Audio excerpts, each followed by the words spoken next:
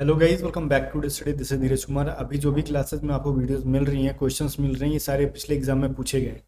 और ये सारे क्वेश्चंस मैंने कहाँ से जुटाए हैं, तो मैं जो एग्जाम के बाद रिव्यू करवाता हूँ ना, उसमें से। और मैं सबको मिला के 4 मैंने मिनी मॉक टेस्ट तैयार किए अलग अलग शिफ्ट के क्वेश्चंस, जिसमें से डिफिकल्ट लेवल के क्वेश्चंस आपको देखने के लिए नहीं मिलेंगे। रीज़न, या तो वो इजी होंगे या फिर मॉडरेट क्वेश्चंस होंगे। डिफिकल्ट क्यों नहीं होंगे? क्योंकि डिफिकल्ट क्वेश्चंस बच्चों को याद ही नहीं होते।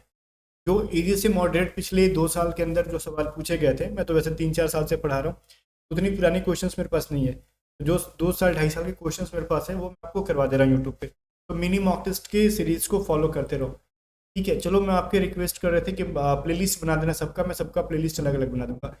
लेकिन आप अगर बेसिक कंसेप्ट पढ़ना चाहते हो बिल्कुल डिटेल में और बढ़िया तरीके से ना, सेक्शन 1 के लिए, जिसमें से कि हमारे बच्चे पढ़ के और इस बार बहुत ज़्यादा सिलेक्शन भी हुआ है उनका, तो आप पढ़ सकते हो। जीडीडीबी आंतरिक के सेक्शन 1 की कंप्लीट क्लासेस आपको मिल जाएगी, रिकॉर्डेड क्लासेस मिलेंगी, टेस्ट सीरीज मिल जाएंगी। और ऑनलाइन जो पीडीएफ हम सेल करते हैं, लगभग 200 से ज़्यादा प्राइस की पीडीएफ होती है, वो पीडीएफ भी इसी बैच के अंदर मिल जाएगी। अलग से कुछ नहीं खरीदना पड़ेगा सेक्शन 1 के लिए। तो अभी आप डाउनलोड करो, डिस्क्रिप्शन में लिंक हमने दे रखा है ए टू जेड स्टडी ऐप का।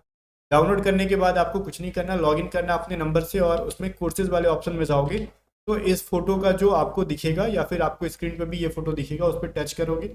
देन 2 बार टच करोगे, आपको पे नाउ का ऑप्शन मिलेगा, वहीं पे पे नाउ कर दोगे।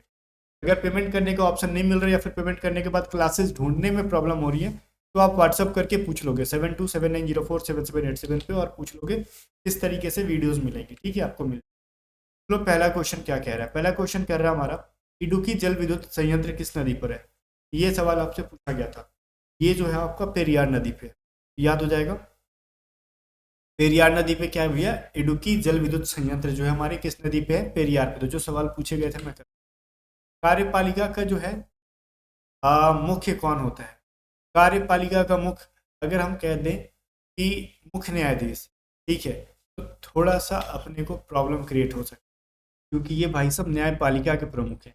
जो कार्यपालिका का पूछेगा, तो हमारे संविधान में अनुच्छेद 53(1) के अंदर दे रखा गया है, 53(1) के अंदर दे रखा गया है, आर्टिकल 53(1) के अंदर कहा गया है कि राष्ट्रपति जो होंगे वो क्या होंगे? कार्यपालिका या फिर एग्जीक्यूटिव के क्या होंगे? हेड होंगे। ठीक है, तो ये आर्टिकल दे रखा है, ये चीज़ आपको याद रखना है। ठीक है, 53(a) के थ्रू राष्ट्रपति के बारे में कहा गया है। राष्ट्रपति साहब जो होंगे वो कार्यपालिका के प्रमुख होंगे। ठीक। आई कह रहा है, विश्व का सबसे बड़ा द्वीप कौन सा है? विश्व का सबसे बड़ा द्वीप कौन सा है भैया?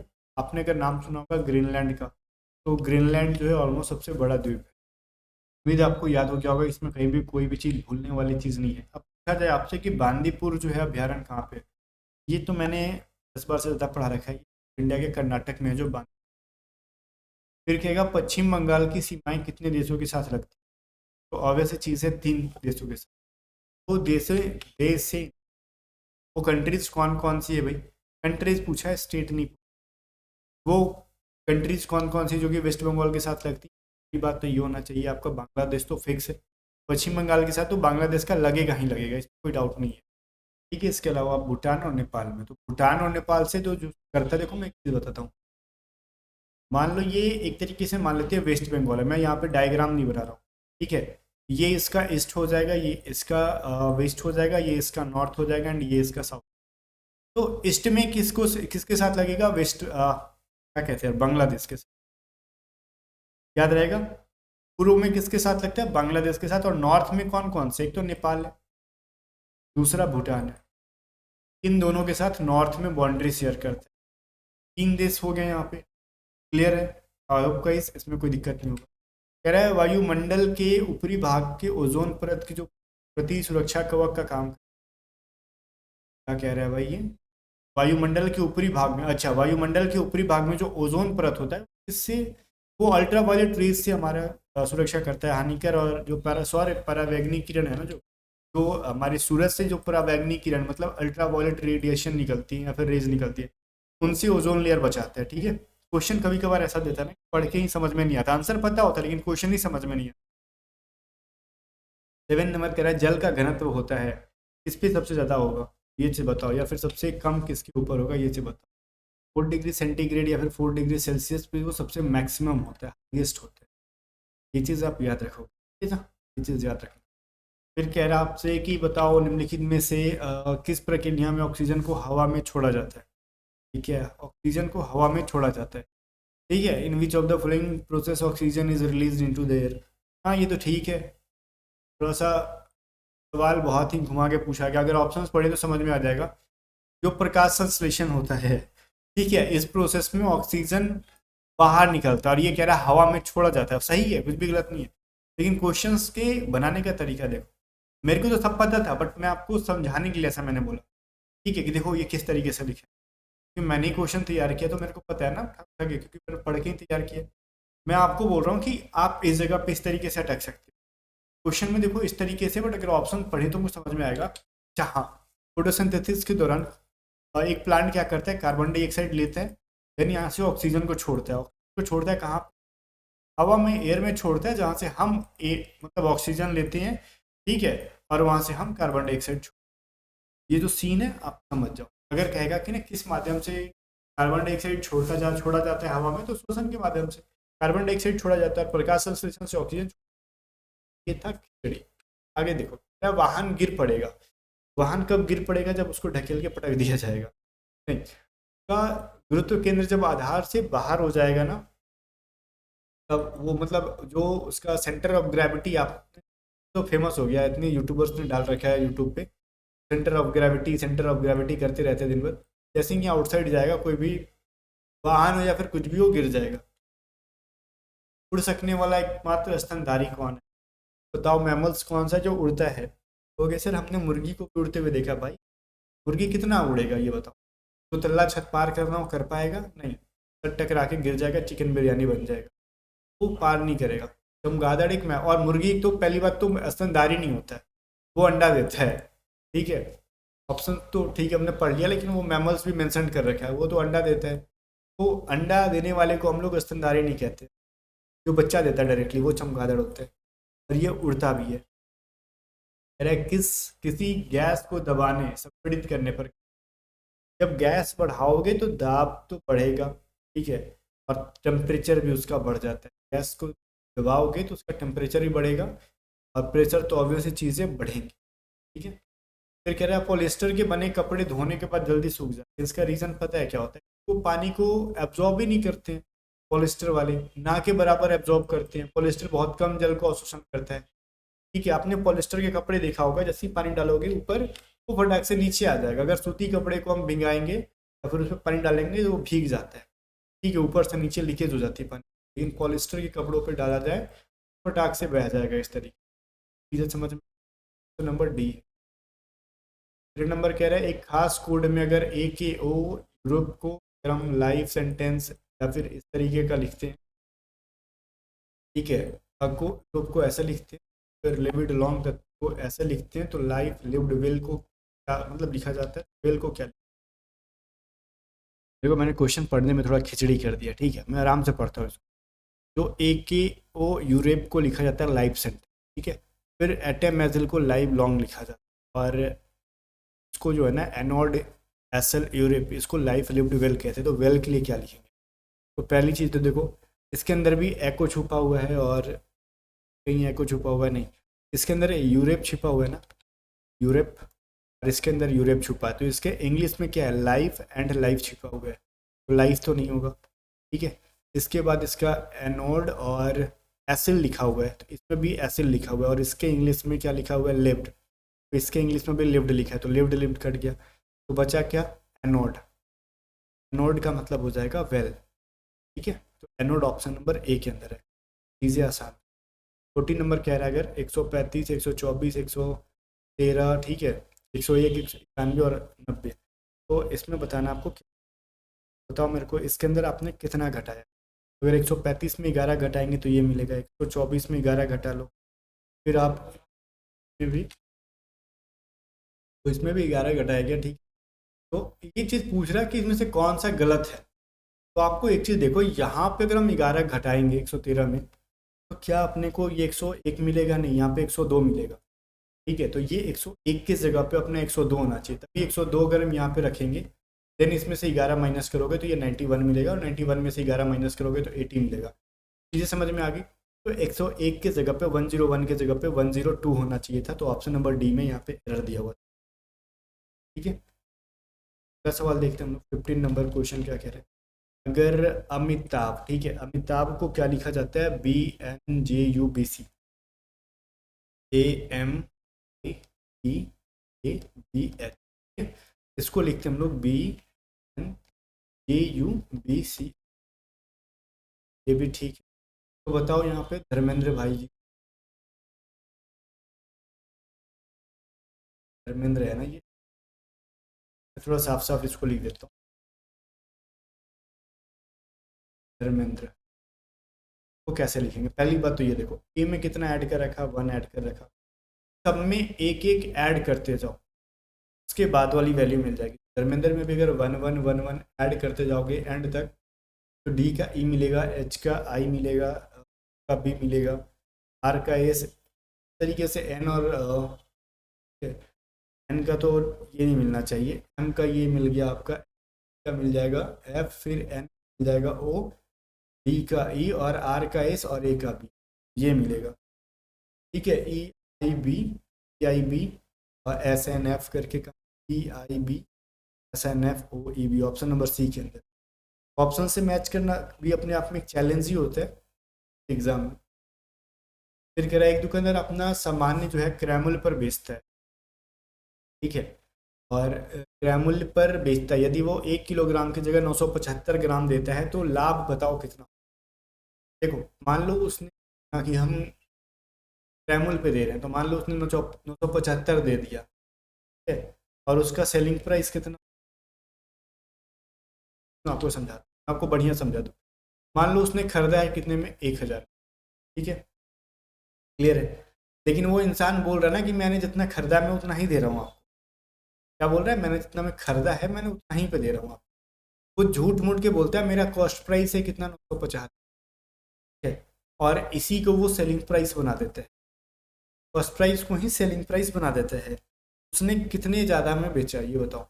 25 ज़्यादा में बेचा। अब ये 25 जो है 975 का कितना परसेंट हो जाए? तो ऑलरेडी इसने कॉस्ट प्राइस भी बना दिया 975 को, तो कॉस्ट प्राइस में ही आप 1000 को नहीं मानेंगे, ठीक है, अब इसी को मानेंगे हम। तो 25 से ये डिवाइड मारोगे तो 39 में कट जाएगा, तो 100 में 39% का प्रॉफिट हुआ। और ये सवाल बहुत सारे बच्चों ने गलत भी किया था एग्जाम में, क्योंकि उनको समझ में ही नहीं आया था कि ये क्वेश्चन कह क्या रहा है। और जब क्वेश्चन समझ में नहीं आएगा तो क्वेश्चन सॉल्व कैसे करो?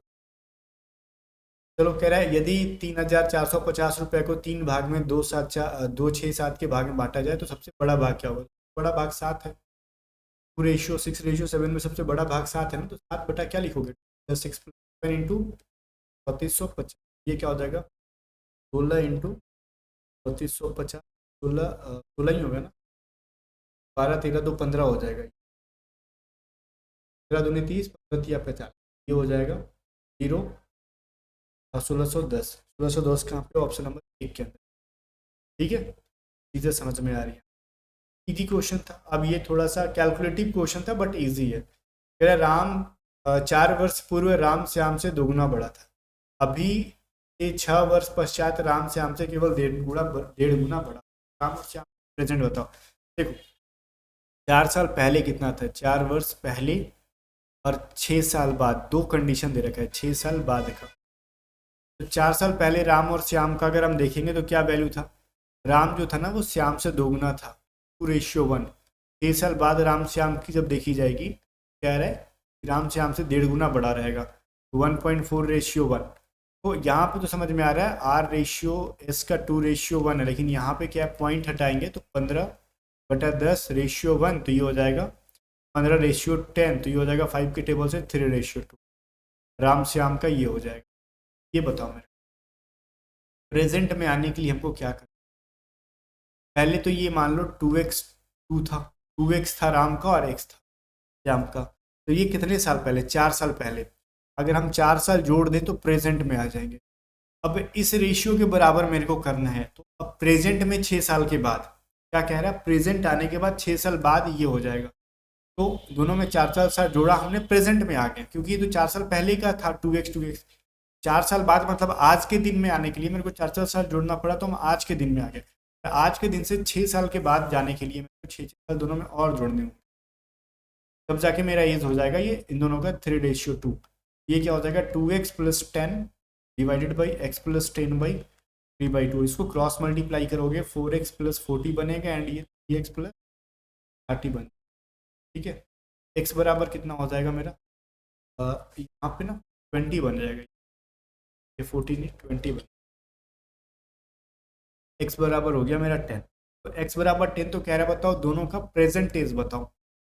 राम का प्रेजेंट एज क्या बनेगा, ये तो 2x प्लस 4 हो जाएगा, बिकॉज ये 2x 4 साल पहले का था तो 4 साल जोड़ेंगे तो प्रेजेंट हो जाएगा। मतलब 2 इंटू 10 इंटू 10 प्लस 4, 10 दूनी 20, 4 24 साल। 24 साल राम का कहाँ पे, बी ऑप्शन में। श्याम को ऑटोमेटिक बचा कौन, ठीक है, राम और श्याम का मिल गया 24-14 साल की। तो जनाब इसके अंदर कुछ है ना, श्याम का पूछता तो x इंटू कर लेते आप 10 तो हो जाता है 20, और 4 बढ़ाओगे तो सॉरी x इंटू 10 तो मतलब 10 हो जाएगा आपका, 10 में 10 4 साल बढ़ाओगे 14 बन जाएगा आपका। आगे कह रहे हैं ना कि improve the bracket part of the, मतलब ये जो ब्रैकेट में इसको इम्प्रूव करना था। Can I exchange my necklace for yours, तब क्या मैं अपना नेकलेस को हमारे नेकलेस से चेंज कर सकता हूँ। जब भी किसी चीज़ से रिप्लेसमेंट होती है तो विथ यूज विथ योर, हमारे नेकलेस के साथ मेरा नेकलेस अदला बदली करना है तो विथ योर्स होगा, ठीक है, ना कि फॉर योर्स। फॉर का मतलब हुआ तुम्हारे लिए, तुम्हारे लिए मैं एक्सचेंज कर रहा हूँ तो किससे कर रहा हूँ, मैं तुम्ही से एक्सचेंज कर रहा हूँ तो तुम्हारे लिए थोड़ी कर रहा हूँ, मैं कह रहा हूँ तुम्हारे नेकलेस के साथ नेकलेस एक्सचेंज कर सकता हूँ विथ योर्स, और योर्स में ऑटोमेटिक हुआ है नेकलेस। चलो, मेरा Riya said I bought this phone for my father, ठीक है, रिया ने कहा कि ये जो फ़ोन है मैंने अपने फादर के लिए खरीदा, ठीक है। इसका आप नरेशन बना, सेड का तो सेड रहेगा, सेड डैट बन जाएगा, हैड तो सेड नहीं होगा, सेड डैट, और सेड के साथ सी तो नहीं होगा, डैट आना चाहिए था, तो सेड डैट दोनों में। अब ये V2 यहाँ पे है तो प्रेजेंट पास्ट इंडिफिनिट कहते हैं, पास्ट इंडिफिनिट चेंज करेंगे तो पास्ट परफेक्ट में ले जाएंगे, तो सी बाउथ ना करें बाउथ करेंगे, टेंस को भी चेंज करें। और मैं कह रहा था the Buddha of his time and dissented against the orthodoxy, the eightfold path to drivel, ठीक है, eightfold सांघिक मार्ग का जो उन्होंने खोज, ठीक है। देखो जब मैं बोलूँ ना कि राम या फिर कोई नाम ले लूँ, तो राम या फिर कोई नाम के जस्ट बाद मेरे को चाहिए एक वर्ब, सब्जेक्ट के साथ मेरे को चाहिए एक वर्ब। अब सब्जेक्ट के साथ वर्ब किसके अंदर है, ऑफ तो एक प्रिपोजिशन है, ये नहीं होगा। डिसेंटेड जो कि लग रहा है मेरे को V2 है, ये ईडी लगाते हैं जनरली वर्ब के सेकंड पार्ट में, वर्ब के थर्ड पार्ट के जस्ट बाद वर्ब के सेकंड पार्ट को यूज करेंगे तो क्यू से स्टार्ट होगा, क्यू से स्टार्ट होने वाला बी है। मैं ये बोलता हूँ डिसेंटेड अगेंस्ट द ऑर्थोडॉक्सी, ठीक है, ये चीज़ समझ में आ रहा है। इन्होंने क्या किया, इस चीज़ को भाई उन्मूलन किया था, ठीक है। अब इसके बाद क्या रहा है, और द एटफोल्ड पाथ स्टूड रिवेल्ड, अब उन्होंने क्या किया, तो एक चीज़ मैं आपको बता रहा हूँ, अगर मैं पी को ना लास्ट में रखता हूँ, पी को लास्ट में, तो ये नहीं बनेगा। क्यों नहीं बनेगा, रीज़न है कि लास्ट में क्यों नहीं, क्योंकि लास्ट में एंड, और किसी भी सेंटेंस का एंड मतलब लास्ट में एंड नहीं होता है, से सॉरी एंड से एंड नहीं कर सकते। मैं ऐसा बोलूँ ना कि मैं जा रहा हूँ, और जब मैंने बोला तो मैं वहाँ पे सेंटेंस को भी बोलना चाहता हूँ, मैंने नहीं किया। जब एंड आएगा तो क्यू के जस्ट बाद पी आना है, क्योंकि लास्ट में पी नहीं आएगा, तो जस्ट बाद पी ऑप्शन नंबर सी के, ये समझ में, इस तरीके से बना। आगे देखो, my father has left for Bombay last Saturday. अब मैंने कहा था कि देखो जब भी वर्ड में लास्ट या फिर एगो वर्ड दिखे तो आने वाला टेंस को हम लोग पास्ट इंडिफिनिट टेंस के अंदर यूज कर, तो हैज़ लेफ्ट में हैज़ को हटा दो, पास्ट इंडिफिनिट में सब्जेक्ट के जस्ट बाद वर्ब का सेकेंड फॉर्म आता है। माई फादर लेफ्ट सही है, हैज़ का यूज यहाँ पे बिल्कुल भी गलत है। आगे कह रहे हैं सिनोनिम ऑफ ऑब्सक्योर, ठीक है, ऑब्सक्योर का सिनोनिम बताओ। ऑब्सक्योर का मतलब क्या होता है, जो चीज़ें स्पष्ट ना हो, अस्पष्ट हो, ठीक है, क्योंकि ये सारे एक्सपोज्ड, एक्सप्लिसिट और ऑब्वियस, ये सारे कहीं ना कहीं अस्पष्ट होने वाले, साफ साफ नजर आने वाली चीज़ों का अर्थ देते हैं। लेकिन कंफ्यूजिंग एक वर्ड जो है, जिसे समझ में आ रहा है चीज़ें अभी क्लियर नहीं है, तो ऑब्सक्योर उसी का एक सिनोनिम है। 24 नंबर कह रहा है डोंट। डोंट का मतलब क्या होता है, डोंट का मतलब एक तरीके से मैं आपको, डोंट का मतलब कहते हैं ना कि डॉन्टलेस, डॉटलेस है कि उसको डर वर नहीं लगता, निडर इंसान। लेस लग गया तो वो निडर, लेकिन लेस हटा देंगे भैया उसको डर लग रहा है अभी, उसे डर नहीं, डरने वाला अर्थ क्या है, हर्टेन। हर्टेन का मतलब होता है जो डरता नहीं है, उसको जो साहसी है, वो एक साहसी के अर्थ में यूज करने वाला वर्ड है हर्टेन। ठीक है, एंटोनी पूछा था। फिर कह रहा है the winner took hand with me after receiving the trophy. Winner ने क्या किया भाई, मेरे साथ हाथ मिला, कब, ट्रॉफी नहीं, ट्रॉफी मिलने के बाद। ठीक है, तो इसमें कोई गलत है क्या, मेरे को कोई गलत नहीं है इसमें, क्योंकि सब्जेक्ट है, ठीक है, वर्ब टू है, तो ये बिल्कुल भी कोई भी गलत नहीं। फिर कह रहा है एंटोनिम ऑफ कन्फ्रंट। कन्फ्रंट का मतलब होता है किसी से लड़ जाना, टकराव हो जाना। बात समझ में आ रहा है। और का अर्थ जो है वो कौन सा सही है, पॉजिटिव। रोज का मतलब जैसे किसी को इग्नोर करने के अर्थ में। ठीक है, तो कॉन्फ्रंट का मतलब मैंने बोला किसी से लड़ जाना, और एक होता है इंसान इग्नोर करता है, चल छोड़ा हटाओ। और जो वैसा कंडीशन बिल्कुल भी एंटोनिम हो जाएगा, जो लड़ने से, भिड़ने से, सामना करने से। तो 23 नंबर कह रहा है एड इंसल्ट इनटू इंजरी, मतलब होता है ना जले पे नमक छिड़कना। तो बताओ कौन सा वर्ड इसके अंदर हम लोग सही कर दें, मतलब पहले से आप हर्ट हो या फिर दुखी हो उसको, या फिर खराब सिचुएशन उसको और खराब करा, कह रहा है ना act in a way that makes a bad situation worse. पहले से जो सिचुएशन खराब है उसको और वर्स कर देना, मतलब बद से बदतर कर देना, उसको वही कहते हैं एड इंसल्ट इंजरी। भाई इस कह रहा है after you will return from Mumbai I will come to meet you. यहाँ आई विल कम, आफ्टर के साथ देखो, जब ये second clause present future indefinite में है, after, as soon as, if, as well, इन सब के साथ, sorry, as soon as, if, इन सब के साथ इन केस वाला शब्द क्या होगा, ये प्रेजेंट इंडेफिनिट में होगा। यू रिटर्न होगा, यू विल रिटर्न नहीं होगा। 20 नंबर, नंबर क्या है, मोनोटोनियस। मोनोटोनियस का मतलब होता है नीरस, ठीक है, बोरिंग टाइप, खुद देखते पढ़ते नीरस लगता है, बोर हो जाते हैं। वही हो जाएगा एक चीज़ इंटरेस्टिंग, अगर कोई मूवी देख रहे हैं तो वो बोर नहीं होता, वो इंटरेस्टिंग स्टोरी में भी। 30 नंबर कह रहा है इफेमरल। इफेमरल का मतलब होता है कोई चीज़ जो क्षणिक हो, कुछ क्षण के लिए हो, टेम्पररी के तौर पे इसका यूज़ करते हैं। एक चीज़ जो अनंत है, इटर्नल, इटर्नल जिसका कोई अंत ना हो, उसको हम लोग कहते हैं एंटोनिम। ये इसका परफेक्ट एंटोनिम था। लास्ट में कमेंट करके बताओ 30 में से आपने कितनी। और हाँ, जाने से पहले फिर से याद दिला दूँ, आपका वेट कर, आप ये बैचेज आपका वेट कर रहे हैं, आप जाओ इसमें फटाक से इनरोल करो, क्योंकि देखो नवंबर के फर्स्ट वीक के बाद ये बैचेज में इनरोलमेंट मैं ख़त्म कर दूंगा। ठीक है, तो क्योंकि नवंबर में जो नवंबर फर्स्ट वीक तक या फिर 8-9 नंबर तक जो इनरोल हो जाएगा, उसी में कैपेसिटी होगी पढ़ने की। बाद में इस बैच में जुड़ने से कोई खास प्रॉफिट नहीं होगा आपको। अभी जुड़ जाओगे, टाइम है, क्योंकि आपको पता है कि दिसंबर के ऑलमोस्ट एंड में आपका एग्जाम होने वाला है। अच्छा खासा टाइम में आप बहुत ज़्यादा अच्छा स्कोर कर पाओगे इसको पढ़ के यहाँ। ठीक है, ज़्यादा देर करोगे तो प्रॉब्लम होगा। तो व्हाट्सअप नंबर मैंने दे रखा है, अगर कुछ समझ में ना आए तो व्हाट्सअप कर लो, अदरवाइज खुद से भी डिस्क्रिप्शन लिंक हमने दे रखा है, टू स्टडी ऐप का, डाउनलोड करके आप आराम से जो है बैचेस को इनरोल कर लो। अगर लिंक वर्क नहीं करता है या फिर आपको नहीं समझ में आ रहा तो व्हाट्सएप 727904 मिलते हैं नेक्स्ट वीडियो में। तब तक के लिए बाय बाय। वीडियो को लाइक शेयर कर देना और A to Z YouTube channel